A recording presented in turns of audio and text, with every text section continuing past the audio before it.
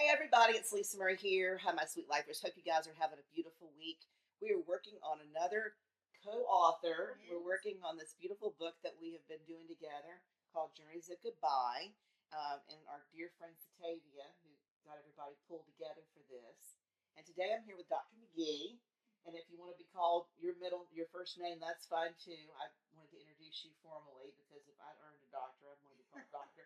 Yeah, my daddy was a doctor, and he wouldn't even open the mail if it didn't have doctor in front of it. He'd just toss him in the trash. So, and I'm working on my doctorate starting next year, Okay. so I'm going to be wanting to be called doctor too. Well, absolutely. So it's all good. Yeah. But I wanted to invite you here and enjoy this afternoon visiting about this project and just kind of let everybody know a little bit about each of us and how we all kind of came together on this and how important it is for people to read this book. Yeah, Yeah. yeah. It's really exciting stuff. And as you already said, Satavia, our curator, the one that put everything together, I was really, really stoked when she reached out to me about it. And it's probably because she knows how near and dear this subject matter is to my heart. And I think as I've listened to the stories of the other authors included in here, I think there's some sort of a common thread that runs through all of us. And so I'm just hopeful that every what we've put in here will be a blessing to people. They'll walk away with something. I really think that it will Mm-hmm. because there's so many different things going on. When you guys read the book, and we're doing a big event in November Mm-hmm. where we're going to do a panel discussion. I mentioned it earlier with another author about big panel discussion and book signing, and you'll get a chance to visit with each of us. I think that for some it'll be good to have read the book beforehand Right. because then they'll have certain people that they want to talk to Right. because they'll have certain things that will be in common. And then for others, it may just be a wonderful event to come to and then pick up some books, maybe even to take back to the church or to wherever they are working. And I think this would be a great place to have the books at funeral homes. I agree. There's a lot of places I mentioned to Satavia that this would be a really great thing as a giveaway Mm-hmm. to places that people are grieving, and they would really get a lot out of it because there's cancer, there's sudden death, there's all kinds of. It's not hospice specific. No, it's not. All kinds of experiences with death and dying. And I mentioned this on another episode. We celebrate babies, right? Right. I've spent the last 27 years photographing pregnant, naked women and tiny babies and Mm-hmm. following them through childhood. And we get all these things prepared, nurseries and baby showers and all this That's right. stuff. Yeah. And then our society, for whatever reason, our society and other societies are a little bit different, Right. depending on what part of the world you've lived in your culture. They don't prepare people for death, and they're scared, and they don't realize what is going to happen, or they don't know. Or for those that are not Christians, it's a whole other ball game. And we've talked about that earlier a little bit. We're going to expound on that as well today. But there's just a lot that people can gain from reading this book. Yeah, I agree. And I think you hit on something. People don't prepare for death because there's this whole fear associated with it. And as we've discussed before, a lot of that I think you see it's lightened a little bit with people who are believers or who have a good understanding of what happens after.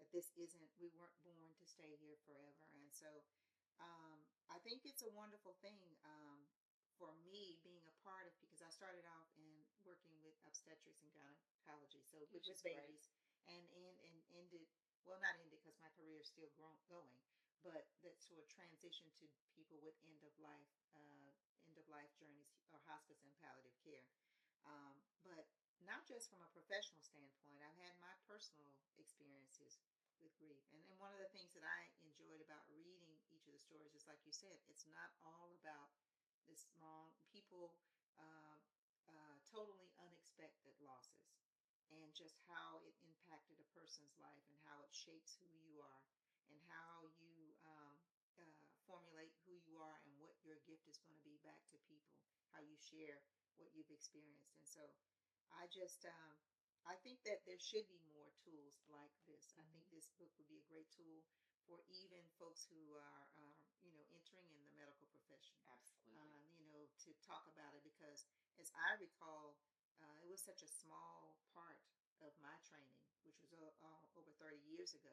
You went through that part where people are, and it's like you Yeah. blink, it's Quick. over. It's quick. It's over, and I think it's because people really don't want to talk about that part of it. You want to talk about the curative side and healing, and so I think that it'll be useful for people to kind of look at different kinds of ways how you can cope and how you can share with other people to deal with it. Yeah, and we have in common, we have the fact, and almost all of you who read the columns I've written or follow the channel and have known me for years and years know that mom was killed when I was 8 and was hit by a train. And, the suddenness of that death, and that being the first death experience for me. I mean, I Right. lost mom before I lost my first dog. So, like, that's like the first death experience in my life was losing It's my your mom. mom. Yeah, right. And so, and for you, your husband was killed, Mm-hmm. and it's a whole different kind of. And I've been blessed, and I say blessed because honestly, part of living a full life in Christ is understanding that we're all here for a reason, That's right. and we're all here for a season, Mm-hmm. and we have not any clue when we're going to go. Mm-hmm. So we're supposed to love one another every day Absolutely. and be in our lives acting that way in Christ's light and shining our light. But to understand that some live long, some don't live very long at all. Some live a few moments. Yes. Some live a few weeks. Mm-hmm. There's babies. It's all over the place how long we get to be here. The Holy Spirit is the only one that is in charge of that, right? That's right. And Mm-hmm. so to get that and figure that out early has been hard, Mm-hmm. right? But I shared on another one of these talks when my grandmother died at 102, the beautifulness of that death as compared to the scary craziness of mom's death, Mm-hmm. and how I realized when Nana died that death is beautiful. Right. So it was a whole different, it was like all of a sudden I turned the page on, okay, this is what this is about. Like, this is not just, but it took a long time. It Yeah. took a long time to process that because I wasn't an adult, Right. and even when you're an adult, you grieve. That's It's right. not like children are the only ones that sit around in the corner and cry and don't know what to do. So true. Adults do that. I saw my father do that. And he was a strong surgeon, you know, father of, at that point, 3 children. And, seeing him cry, I saw him cry when mom died. I saw him cry when his dog died, his bird dog died. we're burying Lucy, and he's tears streaming down his eyes. Um, we grieve whenever our pets die too. Yeah, I mean, like, it's absolutely. grief is grief, Mm-hmm. and but when we know where we're, like you said, when we know where we're going, it's like all cool Mm-hmm. because we know this is just the beginning of the whole situation. We were really meant to be immortal. We were not supposed to have fallen. We That's were right. supposed to be with Christ and walk in the kingdom in the garden Mm-hmm. forever, and we will. That's right. In the new heavens and the new earth. So that's the good news. The bad news is that we're going to miss people, and those people are going to miss us. Yeah. And so that's the struggle, especially in your line where you're seeing people go through the whole process of death and dying in the hospice scene, Yeah. which is a different place than I've been in. But it's different because you're seeing people in different phases in different places, like we were talking about earlier, where people are trying to reconcile. Right. People are trying to. They're either given. They think they've got 2 months or 3 months or 6 months or maybe 3 years or we don't know how long. That's right. Your niece passed away and was in hospice for a long time. Mm-hmm. She was. Yeah. She was, and she was fighting for a long time too.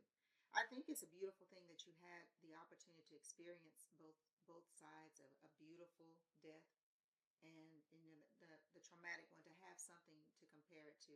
And I often say that there's so many stories now where people have the opportunity. I saw this story where this young lady was diagnosed, and she actually wrote letters for her children for each their hallmark. They were small. I Think did about too. that? Yeah. Yeah, that was so beautiful that they had something to read when they were, the fifth birthday, and then when they turned 16 and I mean, they were all along. So she took the last year or so of her life preparing these letters so that her children would have something to read.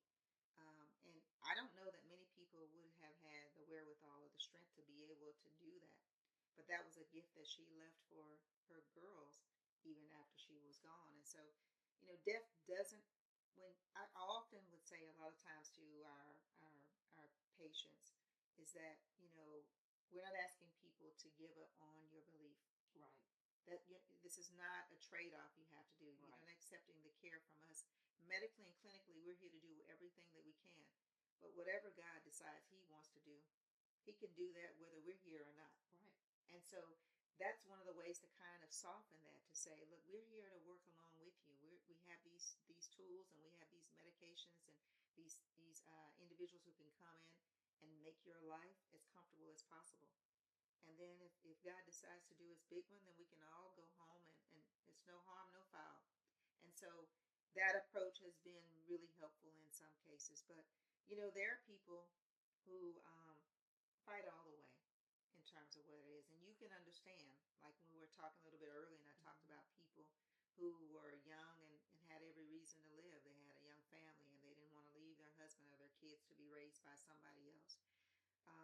But having someone to meet them where they are, and try to introduce them to things that can help sort of calm their spirits, and understanding that when you leave, that things will be okay.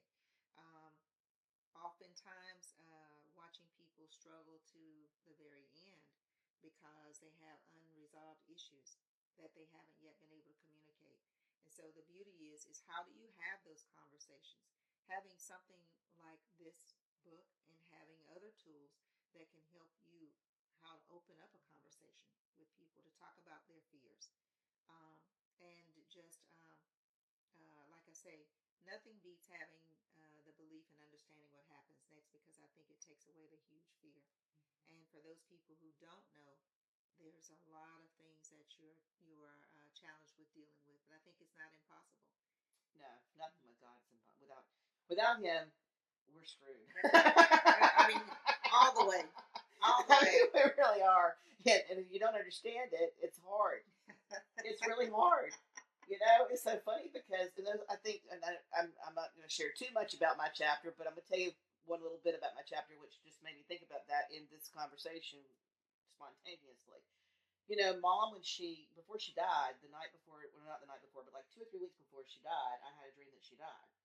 And I came running down the stairs, and I, was all hysterical. And children in that age range, that 6, 7, 8 age range, dream those dreams anyway. That's just psychologically normal for that age group of a child.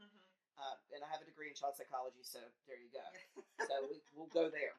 But anyway, and so basically, Mother's response was to get up very calmly in the middle of the night. Daddy was mad because he'd been up all night delivering babies, and he was finally home, and I'm in there waking him up in the middle of the night, But Mom got up and very matter of fact said to me, with me just hysterical, don't you know that I know where I'm going?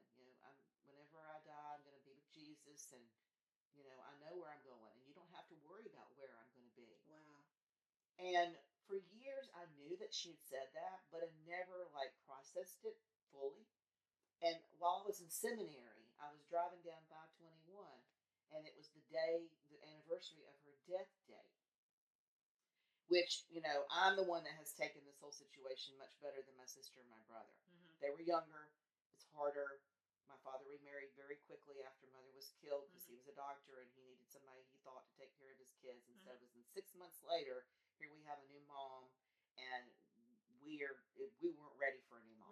Right. And honestly, in hindsight, Daddy actually shared with me he wasn't ready for a new wife. Right. But the nurses at the hospital were trying to get him to just move on, and like you wrote in your book, get over it. Right. And getting over it is not the response that you give anyone with I don't care what it is. Right. It can be a death of a child. It can be a death of a cat. It can be a death of a sibling. Absolutely. You don't say get over it. Get over it is not the right words. I don't know where that even comes from. I don't either. But people said it to me, and when I read your chapter, I was like, get over it. How many times have I heard that? And I'm like, that's just not even, it's not even Christian to say that to somebody, because it's not the way you would want to be treated. Absolutely in that situation. But anyway, I remember I was driving down 521, and it was Mother's anniversary of her death date. And all of a sudden, I heard the Holy Spirit say to me, you don't need to be sad. This is her birthday in heaven. This is the day I called her home. And then a couple of nights later, I dreamed about that time whenever I had dreamed. And I I woke up and I was like, wait a minute. Mom actually told me back when I was 8 years old, and that 3 or 4, 5 o'clock in the morning when I was hysterical, that she was going to be with Jesus. And now that I've studied and I'm finished seminary, of course she's with heaven. She's in heaven. She's been in heaven. It's her birthday. Right. So when people start talking about, all these dates that they've written down where people were born, they need to think about the dates that they died in a good way. Yes, absolutely. If we could just pivot the mindset that dying is the next big, grand chapter, and not to be afraid of it. It's not to be, you need to be more excited about dying than you are about being born. It's not, yeah, if you really want to put it in perspective, and I would venture to say that anybody who has transitioned on, if you ask them if they want to come back, I don't think you'd have any takers to come back here. For what? No, and I mean, as I get older, Mom died when she was 31, and of course, I look just like my mama, and I look like, I say, well, I don't look just like my mama now. Right. My mama never lived to be 55 years old. Right. I look like my mama might have looked at 55. I look like my mama at 31 if she was alive. But the thing is that as I see things like gout creep up and arthritis start setting in, have mercy. and these hot flashes that I'm dealing with now, and all the things I had to do with those babies, getting those babies here and breastfeeding those babies. And Right. I'm going to tell you right now, all the plastic surgery to fix all the stuff that happened when I had the babies. I'm going to be happy to have my new body that doesn't ever have any pain or death and dying. All this death and dying stuff is because of sin. It's just, that's what it is. Right. And so when I finished seminary, it really became clear. I mean, like, I spent my whole childhood, you talked about this with me earlier, both of us spent our whole childhoods in church. I mean, no kidding. If you didn't go to church on Sunday, you couldn't even go outside to play. Plus Wednesday night, plus Sunday afternoon. I mean, it was church, church, church, church, church. But the reality is that, man, I mean, like, when you think about the fact that you are having to deal with all these things in life that, and if you die young, you don't. But when you are old, I saw Nana, and it was such a blessing to see her transition because she was done. Yeah. 102. Yeah. Good Lord above. The body was done. Yes. And you see the bodies, deteriorate, and you think to myself, I think to myself, man, how cool is it going to be when we don't have to do that anymore? Listen, if I think, if you have ever had to watch someone you love suffer, death is absolutely not the worst thing that can happen to anybody. No. I say quality over quantity any day of the week. Like, if somebody told me that you can live pain-free for 3 months or live for a year and a half in pain, I would rather have the 3 months. And most people will choose that, at least in hindsight. I know I remember my niece when she was going through her treatments. And of course, when you're very young, you want to live. And so you're going to try to do everything. But I think once you realize, you get on the other side, and these were her words, not mine. If I had known that all of my suffering would have brought me to the place that I am, I would have just traveled and just did the things that I wanted to do. I just would not have taken my body through all of this just to get to the end of it and still not be able to live. So. Well, we talked earlier before we turned the thing on, when you think about your work, and when you think about mine too, we're doing the work of the Lord. We're doing ministry work because people need those hands. Yes, they do. And, you talked about going to the funerals, and, people were shocked. Some of them were shocked that you would go to all these funerals, but you're part of the family, and that's part of... I'm still doing it. And they're still talking to you, and they're still in touch with you. Yeah. It's not like you just come in and that's the other thing that I really think we probably should talk about a little bit, because this is, and I'm guilty of this, and mainly because part of me has experienced this with my in-laws, with both my in-laws and with my father-in-law. He didn't tell. Well, let's back up. My daddy was one of those doctors that, even though he was an OBGYN, was small town. So if you had a family that had a grandmother that was seeing 4 or 5 different doctors, and they had crisscrossed the medicine, and she was starting to act crazy, he would go and look at all the drugs and make sure they weren't interacting because the doctors didn't talk to each other back then. Right. Like she'd go see one and they'd prescribe something and go see another. And so he was one of those, you know, and so much so that when my sister broke my finger, uh, I came home from visiting a great aunt and my finger was broke and Daddy didn't believe me and he wiggled my finger that my aunt Melda Lee, who was a nurse, had taped up and she'd already seen it purple and go the wrong direction. Right. And so for 2 weeks it had been sitting in a sling and he wiggled it and then 2 or 3 hours later the thing puffed up big again and started to turn purple and swell and Daddy, oh man, I gotta take you over to the ER and took me to the radiologist, which was the next door neighbor, and he took an x-ray and he said, Dave, she's not your patient. That finger's broken. You're not supposed to do that. You're supposed to take care of pregnant naked women and tiny babies. You're not supposed to take care of your daughter's finger that's broken. But he would go in and he would see things. And Brian's father had some blood work done. And, you know, he read the blood work and told Daddy, I say Daddy, I'm going to have to differentiate because I call both of them Daddy. Okay. My daddy told his daddy, which while they were still alive, both still alive, that he didn't like something on that blood work. Well, then my daddy, which I don't know if I've shared in my story, but y'all know on the channel, dropped dead at 64 of a pulmonary embolism on his birthday. Wow. I was shooting pictures in the morning, and then I went to call North Carolina at noon to wish him a happy birthday, and lo and behold, my sister said he's gone. I said, gone where? She goes, gone to heaven. Now he's with Mama. He's done dropped dead in the garage. And I was like, you're kidding me. Why do both these parents like to leave without saying goodbye? That was my response. My sister wasn't too happy about it, but I was like, man, it's kind of a head scratcher. What's the deal with our parents? But anyway, he had said something to Daddy. Now this is Brian's daddy I'm talking about. And then Daddy, of course, wasn't allowed to follow up on it. Well, a couple of years go by, and then Jerry T, we call it Jerry T was his name, was making less frequent visits to visit the grandchildren. But we didn't really get any feedback from him on what was going on. And he had been diagnosed with blood cancer. And he didn't tell anybody in the family. And so we're here shooting pictures and doing all of our crazy holiday stuff. And Brian's brother calls and goes, hospice has showed up at the house. And I was like, I slammed my hand down on the table. I said, hospice has showed up at the house? What the Sam Dickens is hospice doing at the house? And so I said, we got to pack up the kids, take them out of school. We got to get to North Carolina like lickety split fashion because my mind said hospice is like, that's it, the end. And I'm glad I did that, even though that's not necessarily always the case. But that was my first experience with the situation with the word hospice. I clicked, hospice is quick.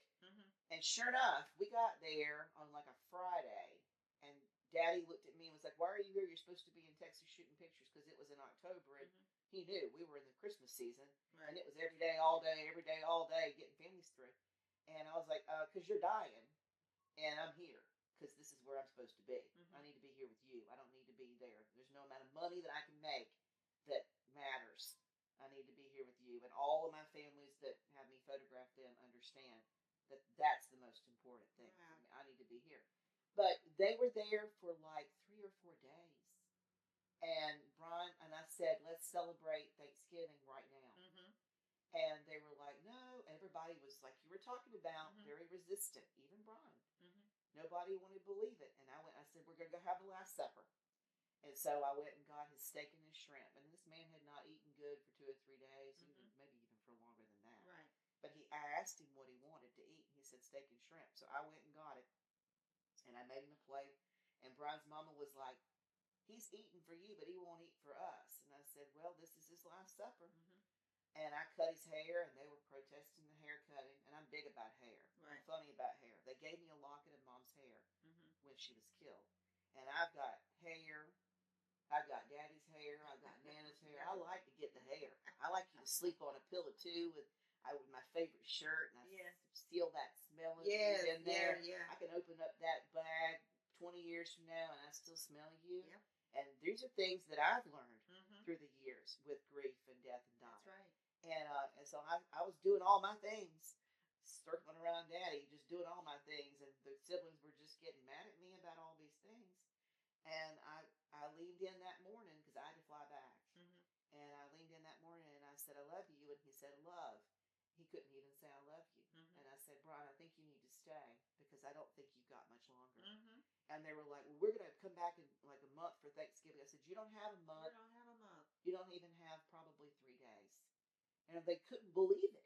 Like they just couldn't even believe it. And I saw it. And I feel like that was a gift from the Holy Spirit too, to be able to see it and know it and recognize it. And he was cool. He was laughing at them. He's like, where's the scissors? She wants my hair. Where's the pillow? She wants me to sleep on this shirt. And all these things that I was wanting to do, he knew. Yeah. And he was cool, and I was cool. But it was weird. Because the nurse was not really, the nurse that was there was not, she hadn't had a chance to bond with the family because, and I don't think they were being very nice to her either because they were probably, the way they were being to me, and I was family. They didn't want her there. They certainly weren't being very, just she was a reminder of what was to come. Yeah. Or resisting. But it was interesting because Brian literally got up like 2 or 3 days later and was driving home back to Texas and called me with the baby sleeping in the car with him, crying that he had just gotten the call that he had gone. Yeah. Well, I think it's best to, even if death is not imminent, I think that if you can, it's best to come so you can enjoy the person while they're alert and orient and able to communicate with you. So many times people want to wait, and then you miss the opportunity to say some things. And yes, you can talk to people, and hearing is one of the last things to go. So sure, they can hear you, but wouldn't it be nice if you can have an exchange where they can say something back to you? And so people typically will resist because they're in denial. I remember a similar thing happening with my brother-in-law, with my niece's father. She was actually chain stoking.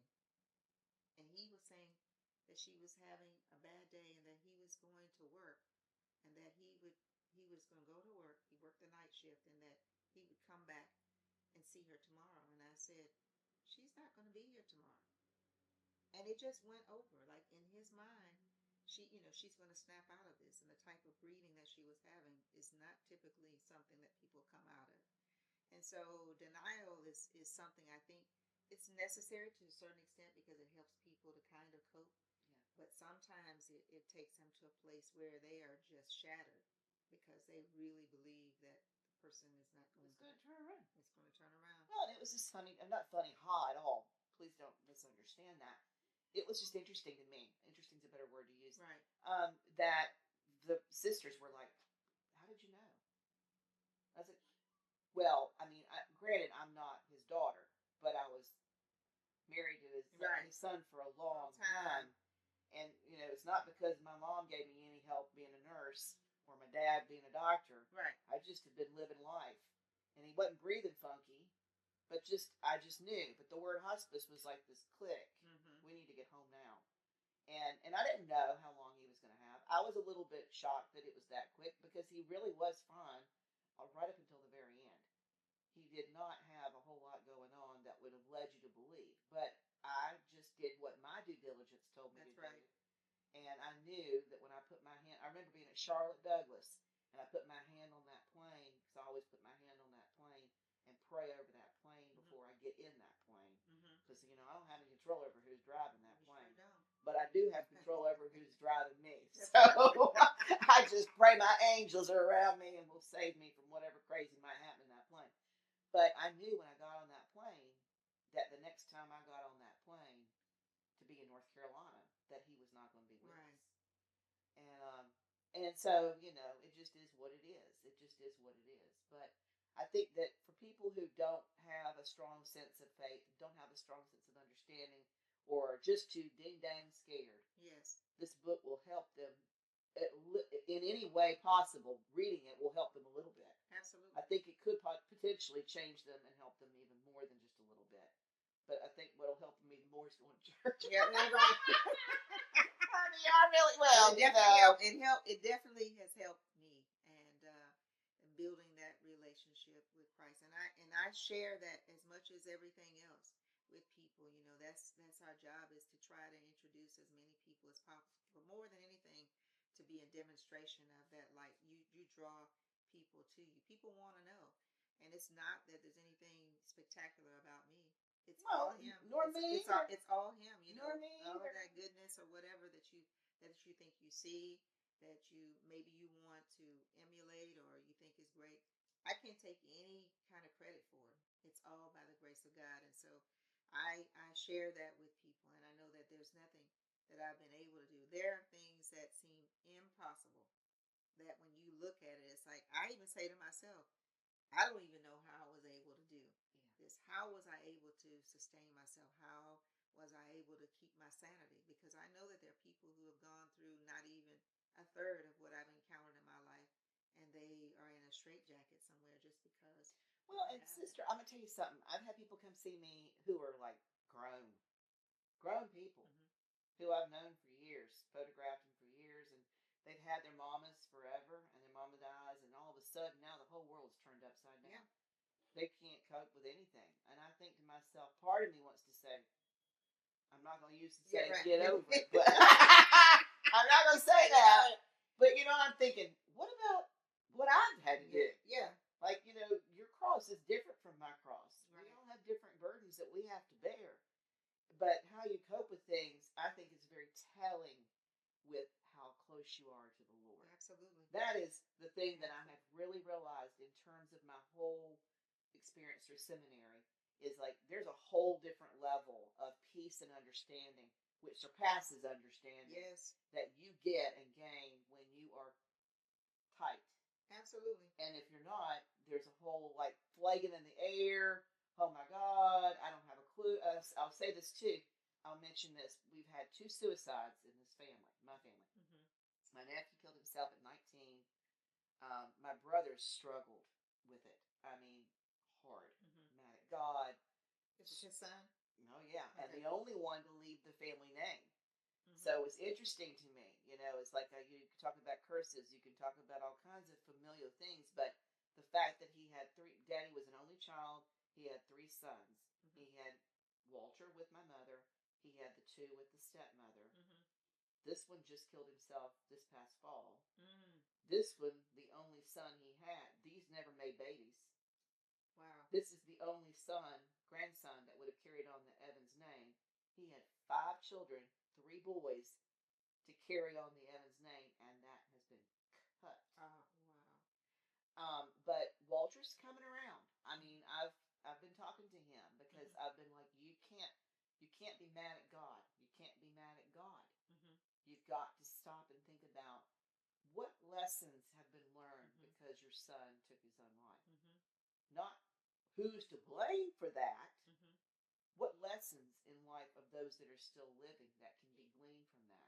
And I think with every single death that we experience, mm-hmm. there's a lesson to be learned. For sure. For us to understand better how to be here. Yes. And, that's really the key. That's like the key to the whole thing. Because I don't like the idea that I had miscarriages. Mm-hmm. I believe in my heart that those babies were formed, mm-hmm. and for some reason it didn't work. Mm-hmm. But I will see them mm-hmm. someday. Yeah. I don't really like the fact that Mama got killed so young, but there was a reason behind that. And people don't want to believe that there's a reason behind that. But in the big scheme of the kingdom, and when you read the Bible, every single thing that's happened, there's a plan here. There's a plan. And in all of who we deal with, I feel like who we're touching, not only with this book, but in our own lives. In our own lives, for sure. They are able to get some sense of peace, some sense of a nugget of information, something from us. And the only reason why we're crossed in their paths is because of that too. That's right. So you're called. We talked about this earlier a little bit, but both of us are called. I remember one lady, she's still here, grandmother. She's so funny. She's so funny. She's been reading my columns for years. She's been bringing me the grandbabies for years. And whenever I said, when Brian's mama died, I said I'm going to seminary, and everybody, even the priest, was just like, we know. Like nobody even thought one thing about it, not even a question mark. They were like, yep, she's supposed to go there. Yes, it's something that people are able to see that in you. I've been hearing for years, and I always laugh about it. She's an evangelist and these kinds of things, and it's like, who are they talking about? Because I'm just busy doing, and I understand what I am doing and what I continue to do is the work of the Lord, but it's not ministering in the sense that I've always, viewed it to be. And we talked about that earlier. It's like if they're not in the church, but understanding this is the real ministry when you're out here touching the people, discipleship, like you said. So um, it's it's a privilege. It's an honor and a privilege to be able to impart knowledge, wisdom, and share these things that hopefully can be helpful to people who are going through the process. When we move away from asking questions like, why is this happening to me? Um, and you have to ask yourself, why not? Yeah. Why not? Yeah. And then what are you going to do with that? What are you going to do with it? I mean, just this past March, uh, well, I went on a girls' trip with one of my friends, and we had planned out things we were going to do for at least the next year. And she died on May the 10th in a car accident. Totally unexpected. I mean, nobody saw it coming. Well, no. I mean, it was just so devastating to me. And I think I've had a lot of losses, but that one, I think for a minute took the wind out of me because I just wouldn't have fathomed You that just happening. weren't, yeah. I just didn't Yeah. even think that would Yeah. happen. And, but you go through that process, and I went there for her and her only son, and just that whole thing, and just to be there to support. I had a lot of stuff going on at that time, and didn't even really know how I was going to make it to the funeral because I was in the middle of another event. It was a 4-day event, and I missed part of that because I had to be there for that thing. But it did take me for a loop, and just for a minute there, you just say, why? Like, this woman had everything, and you think there are people who are doing wonderful things. I mean, she was somebody who blessed everybody she came in contact to, just a beautiful light of a person.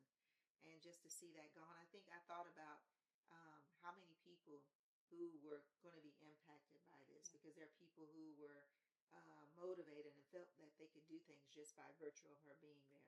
And like, what a loss it was going to be for everybody. But again, I have to take these same experiences and help myself. I have to remind myself, and I have to remember that we're not expected to be here. No matter how good you are, no matter how much of a light you are in the world, everybody has their time. Yeah.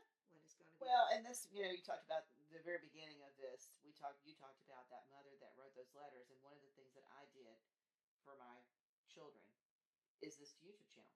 Yeah. Yes. Because right before the YouTube channel happened, and y'all already know this because y'all follow me and all that jazz, but I had this end of 2019, right before COVID. Yeah. One of the doctors that came into the studio saw me, and they were like, "Your right foot's bigger than your left foot. I want you to go see this cardiologist." And I mean, I go to the cardiologist all the time because my people drop dead. So that's how we like to go. We like to be standing out saying goodbye and not saying goodbye. And so anyway, so I was like, I'm at the cardiologist all the time, and she said, "No, I want you to go see this guy." So I went, and my widow's maker was blocked almost 100%.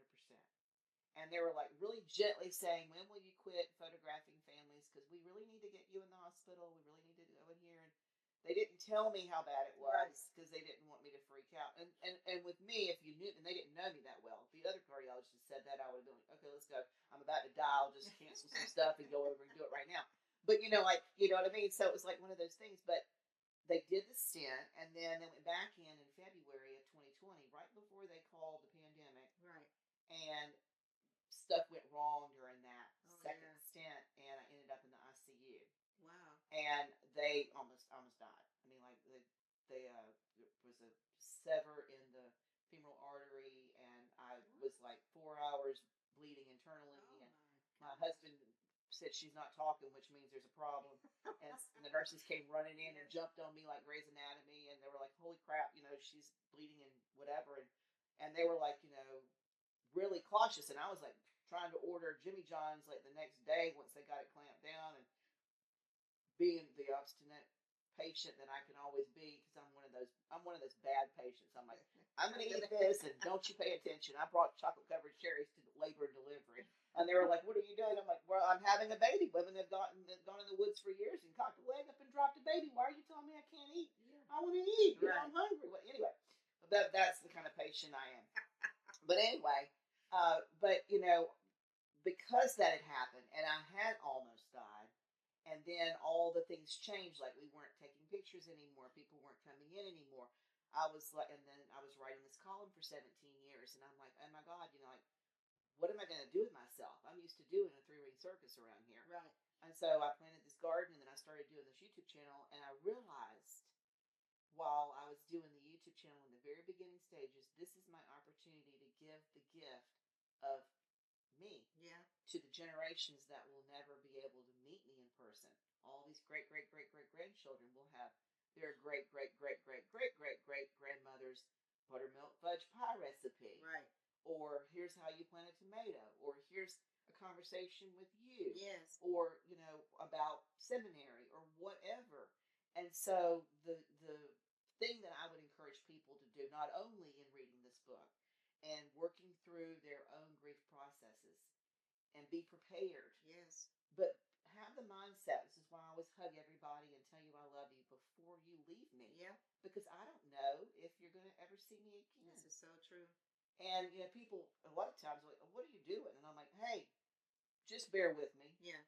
You might not understand me right now. You might have just been here for the first time. I hugged you for the first time today. Yes. A lot of people are like, what? And I'm like, hey, No, I'm a hugger too. Yeah. And I'm not trying to invade your personal privacy space. It's just who I am.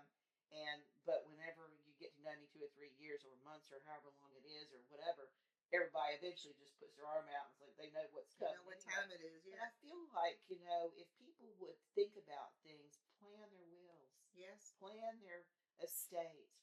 Think about their legacies, not just work. Yes. And retire and vacation and completely obliviate. I think that if we could just get people in the mindset of understanding that this is a beautiful situation. Yes, and just live like these moments, because you think about how much easier it is for your family afterwards if you have planned these things. Oh, yeah. If you've done all this, it's a huge burden on the family members who are left behind when they have to figure out these things that you could have put in place. And things can be completely wrong. Yeah. Like they asked Brian's sister about Daddy, and the preacher told him at the service that he was at the China when the wall fell down or something. And everybody was like, what? And I was like, that was not right. It was just completely wrong. Like, let's get it right. Let's just get it right. Like, let's just get it right. That kind of stuff can happen too. Right. It's like, no, what do you want people to say? Yeah. You don't have to tell them everything to say. Right. I know for me, I want certain scriptures read. I want certain hymns sung. I want you to put my wig on my little cute box, and I don't want people crying. Yeah. Yeah. I want it to be a happy big occasion. I want it to be something uplifting. And to be honest about it, I have been to some celebrations. They say they use that word sort of interchangeably, but I swear I've been to some. We weren't celebrating anything. It was just so, people just were so broken and heavy when they left there. And it's like, try to turn it. Let's focus on the good. What are we going to do after this? And so I love it when I go to homegoing celebrations where people are really celebrating. It's like, look, I don't want any crying. I want to serve this, show these videos. People tell good stories.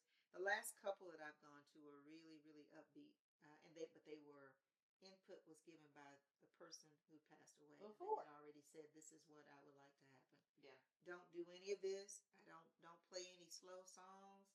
I don't want any sad songs. I want it to be upbeat. I want it to be a party.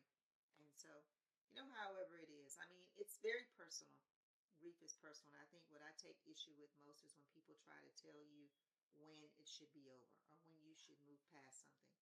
And the reality is that I don't think you ever get over anything. I think you learn how to deal with it. I think you become accustomed. Whatever it is, the rituals that you develop to help you cope with it is what it becomes for me.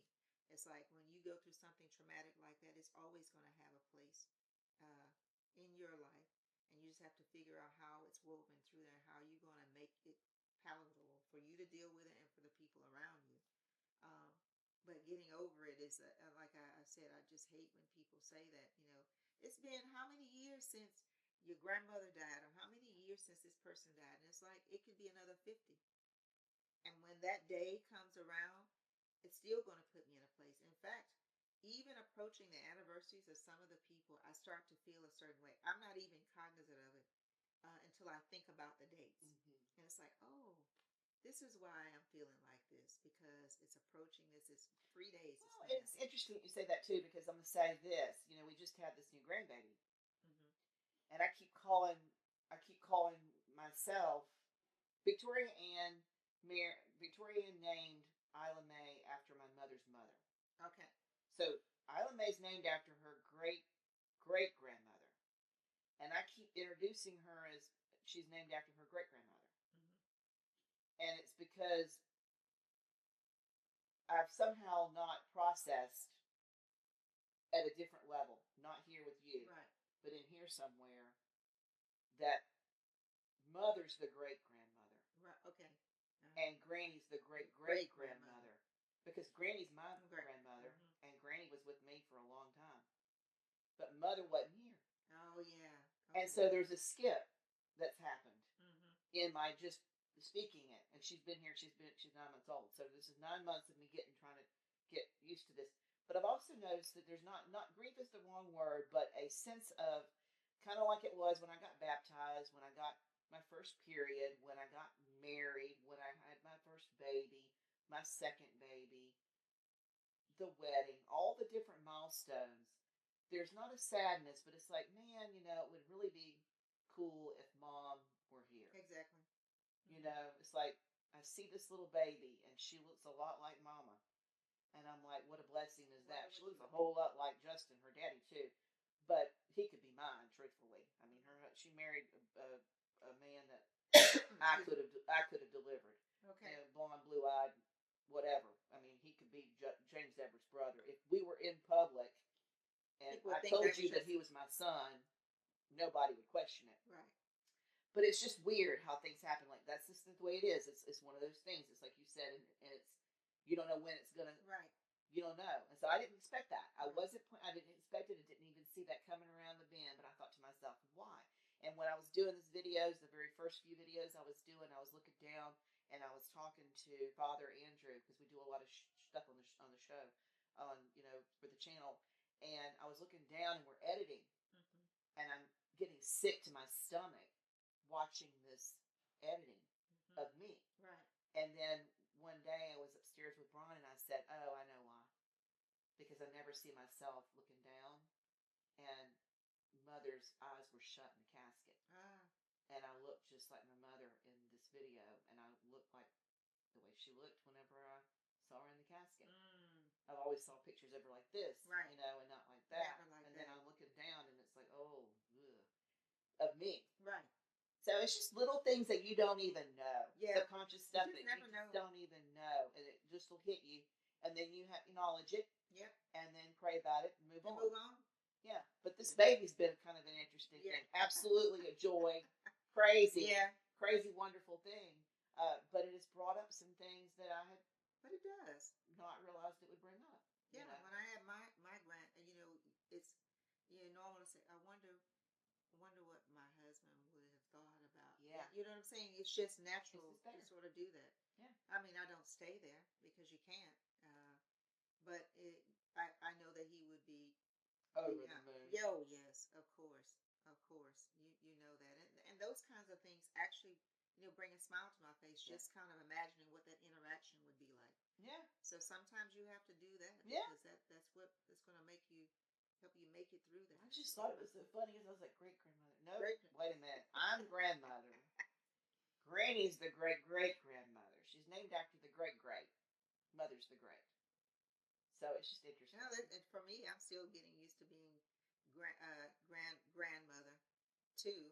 Um, well, he doesn't call me grandmother because everybody calls my mother grandmother, so he calls me Gigi, and it's fine. And so we're in there, and his dad will say, he said, "I want to go to grand." He said, "Well, this is your grandmother right here," Yeah. and he's like, "No, this is Gigi, and that's grandmother." It's funny because people were asking me because I'm so over the top. If you get to know me really well, you'll know I'm over the top, over the top. And they're like, "Oh my God, Alisa Murray, what are you going to be called?" And I was like, "Well, I've been thinking about it. I just have been thinking about it, and I had liked the word. I had liked Gigi, but Justin's stepmother had already put dibs on Gigi, and that was fine. And there was another grandchild that was already born before Isla Mae, so that was fine. So I was like, that's going to be her name, no problem. So So I said, grandmama, Okay. grandmama. Okay. And then as I've been sort of getting used to this role, I said, you know what I want to be called? I want to be called Sugar Sugar Yaya. Yeah. Oh, I love it. Because I am a Sugar Sugar Yaya. Yeah. Give me my sugar sugar. I'm your Yaya. I And so like it. she's not talking yet. We're Yes, starting you to will. do it, but I'm going to be called Sugar Sugar Yaya. I wanted to be Honey, Oh, but I love that I too. wanted to be Honey, but I don't know how he got to this Gigi, but I'll answer to it now. But that's what I wanted. I had told my daughter. I don't know how we got on Gigi, but anyway, Gigi is very popular it right is. now. It is. I just knew I wasn't going to be Granny Uh huh. because I have a Granny. Right. And I wasn't going to be Nana Right. because I have a Nana. Mhm. And, I don't want to be a Nana or a Granny. Yeah. And I didn't really want to be a grandma or grandmother. Mhm. So that's why I was like, grandmama sounded a little bit less stiff Right. That's right. and a little bit hooty tooty at the same Right. time. And I love hooty tooty. I like a little boosh boosh. Yeah. I do. Yeah. But Mix I it all think together. Sugar Sugar Yaya fits the bill perfectly, and it I sounds think like that's you. me. I was gonna say, that's you. That's you. I know that already. That's you. 1000%. Anyway, well, guys, I hope that you have enjoyed this conversation as much as we have.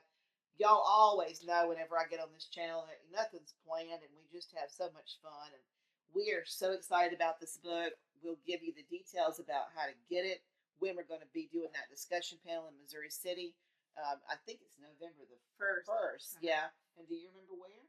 I think it's going to be at the Fountain of Praise. Okay. Yeah. Because we talked about a couple different venues, but if it's at the Fountain of Praise, we settled it. I think that's settled. She was at the meeting and I wasn't. I was in between Florida and Houston in Mississippi and Yeah. fields everywhere with no reception when the planning meeting took place. But we will get you the information and the details below. If you did find some value in this, please do us a favor, like and share, and don't forget to see me next time on Living the Sweet Life. Take care.